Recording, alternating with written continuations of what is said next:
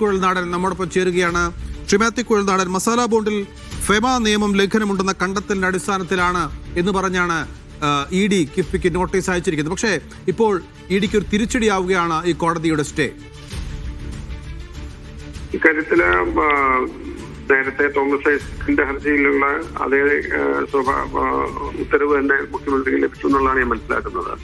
ഇത് ഞങ്ങൾ പ്രതീക്ഷ ഞങ്ങൾ നേരത്തെ പറഞ്ഞിരുന്നു, ഇ ഡി നോട്ടീസ് ഇത് ഇവരെ സഹായിക്കാനാണോ അല്ലെങ്കിൽ യഥാർത്ഥ അന്വേഷണങ്ങളിൽ നിന്ന് വഴിമാറി നിൽക്കാനാണോ എന്ന് സംശയിക്കേണ്ടിയിരിക്കുന്നു ഞങ്ങൾ പറഞ്ഞു. അപ്പൊ ഇതിൽ ഞങ്ങൾക്ക് വലിയ അത്ഭുതമില്ല. കാരണം യഥാർത്ഥത്തിൽ മസാല ബോണ്ടുമായി ബന്ധപ്പെട്ട് അന്വേഷിക്കേണ്ടതും കണ്ടെത്തേണ്ടതും ജനങ്ങൾക്ക് മുമ്പിൽ കൊണ്ടുവരേണ്ടതും ഇത് ഏത് രീതിയിലുള്ള പ്ലേസ്മെന്റ് ആയിരുന്നു, പ്രൈവറ്റ് പ്ലേസ്മെന്റ് ആയിരുന്നു, പബ്ലിക് പ്ലേസ്മെന്റ് ആണെന്ന് പറയുമ്പോഴും അതിന് പ്രൈവറ്റ് കൺസൾട്ടേഷൻ ഉണ്ടായിട്ടുണ്ടോ, ആരൊക്കെയാണ് മസാല ബോണ്ടിൽ ഇൻവെസ്റ്റ് ചെയ്തത്, ഏതെങ്കിലും ഒറ്റ കമ്പനിയാണോ, അവരെത്ര ഇൻവെസ്റ്റ് ചെയ്തു, അവരുമായി അവർക്ക് ഇതിനു മുമ്പ് കേരളവുമായി ബന്ധപ്പെട്ട എന്തെങ്കിലും കാര്യങ്ങളിൽ ഉള്ള ബന്ധങ്ങളുണ്ടോ, പിന്നെ ഇത്രയും ഹയർ പലിശയ്ക്ക് പോകാനുള്ള കാരണം എന്താണ്, ഇതിന്റെ അകത്ത് ആരെങ്കിലും ഇടനിലക്കാരായിട്ടുണ്ടായിരുന്നോ, മറ്റഴിമതിയോ മറ്റ് സാമ്പത്തിക താല്പര്യങ്ങളോ ഉണ്ടായിട്ടുണ്ട്. ഈ വക കാര്യങ്ങളാണ് ഈ മസാല ബോണ്ടുമായി ബന്ധപ്പെട്ടുള്ള അന്വേഷണത്തിൽ വരേണ്ടത്. അതിനു പകരം ഈ ഫെമ നിയമത്തിന്റെ വയലേഷൻ ഉണ്ടോ, നിയമ വയലേഷൻ വ്യക്തികളല്ല ചെയ്തിട്ടുള്ളത്, കമ്പനികളല്ല ചെയ്തിട്ടുള്ളത്, ഒരു സർക്കാർ സ്ഥാപനം എന്ന നിലയ്ക്ക് അതിന്റെ പരിമിതി എന്തുമാത്രം ഉണ്ടെന്നുള്ളത്, അല്ലെങ്കിൽ ഈവൻ അങ്ങനെ സംഭവിച്ചെങ്കിൽ തന്നെ അതിന്റെ പരിമിതി എന്തുമാത്രം ഉണ്ടെന്നുള്ളത് എല്ലാവർക്കും അറിയാവുന്നതാണ്. ആ നിലയ്ക്ക് ആ ഒരു ആംഗിളിൽ മസാല ബോണ്ടിൽ അന്വേഷണം പ്രഖ്യാപിക്കുകയും ഇ ഡി നോട്ടീസ് അയക്കുകയും ചെയ്തുകൊണ്ട് അതുകൊണ്ട് ഇ ഡി നോട്ടീസ് അയച്ചു എന്ന് പറഞ്ഞപ്പോൾ തന്നെ എന്റെ ആദ്യ പ്രതികരണം ഞങ്ങൾക്ക് ഇതിൽ അമിതാവേശമില്ല, ഇതുകൊണ്ട് വലിയ കാര്യങ്ങളില്ല എന്ന് അമ്മയെ വ്യക്തമാക്കിയിരുന്നു. അതുകൊണ്ട് തന്നെ ഇപ്പോൾ ഈ സ്റ്റേ കിട്ടിയത് വലിയൊരു സംഭവമായിട്ട് ഞാൻ കാണുന്നില്ല. പക്ഷേ മസാല ബോണ്ടുമായി ബന്ധപ്പെട്ട യഥാർത്ഥ വിവരങ്ങളും യഥാർത്ഥ അഴിമതികളും യഥാർത്ഥ താല്പര്യങ്ങളും ഞങ്ങൾ പുറത്തു കൊണ്ടുവരും. ആ പോരാട്ടം തുടരും. അതായത് താങ്കൾ പൊളിറ്റിക്കലിയാണ് ഇത് പ്രതിരോധിക്കുന്നത്. കാരണം ഇ ഡിയുടെ നോട്ടീസ് എന്ന് പറയുന്നത് ഇവരെ രക്ഷിക്കാൻ വേണ്ടി, സർക്കാരിനെ രക്ഷിക്കാൻ വേണ്ടിയുള്ളതാണ് എന്നാണ് അല്ലെ? തീർച്ചയായിട്ടും മസാല ബോണ്ടിലെ കാതലായ കാര്യങ്ങളിലേക്ക് കടക്കാതെ ഉപരിപ്ലവമായ കാര്യങ്ങൾ പറഞ്ഞ് ഇ ഡി നോട്ടീസ് അയച്ചു എന്നൊരു പ്രതീതി ഉണ്ടാക്കി അവർക്ക് പ്രതിരോധിക്കാൻ പറ്റുന്ന അവസരം കൊടുത്താൽ മാത്രമേ ഇതിനെ കാണുന്നു.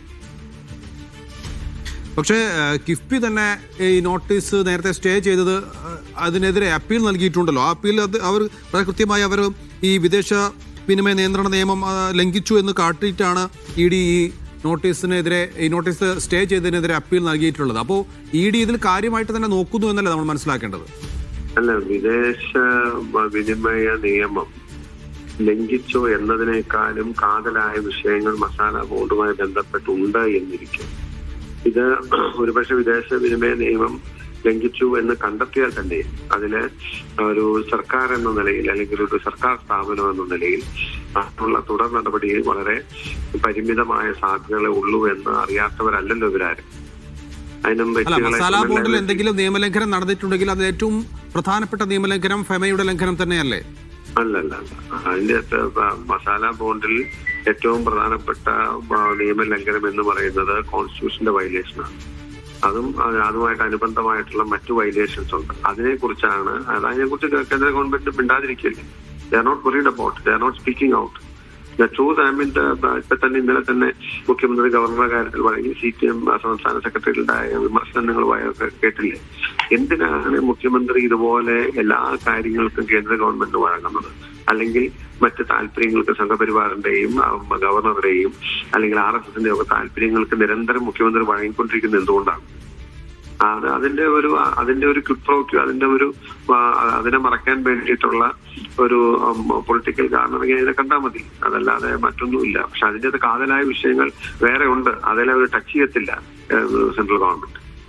ഇത് ജനങ്ങളെ പറ്റിക്കാൻ വേണ്ടി അല്ലെങ്കിൽ കളിപ്പിക്കാൻ വേണ്ടി മുഖ്യമന്ത്രിക്കെതിരെ ഇ ഡി നോട്ടീസ് അയച്ചു എന്നുള്ള വാർത്ത വരുത്തി എന്തോ പ്രതീതി സൃഷ്ടിച്ച് വീണ്ടും അവർ രണ്ടുപേരും ഒന്നിച്ച് പൊളിറ്റിക്കൽ ക്ലൈമറ്റ് മേക്ക് ചെയ്യുന്നതിന്റെ ഭാഗമായിട്ട് ഇതിനെ കണ്ടാൽ മതി. യെസ്, വളരെ നന്ദി ശ്രീ മാത്യു കുഴൽനാടൻ പ്രതികരിച്ചതിന്.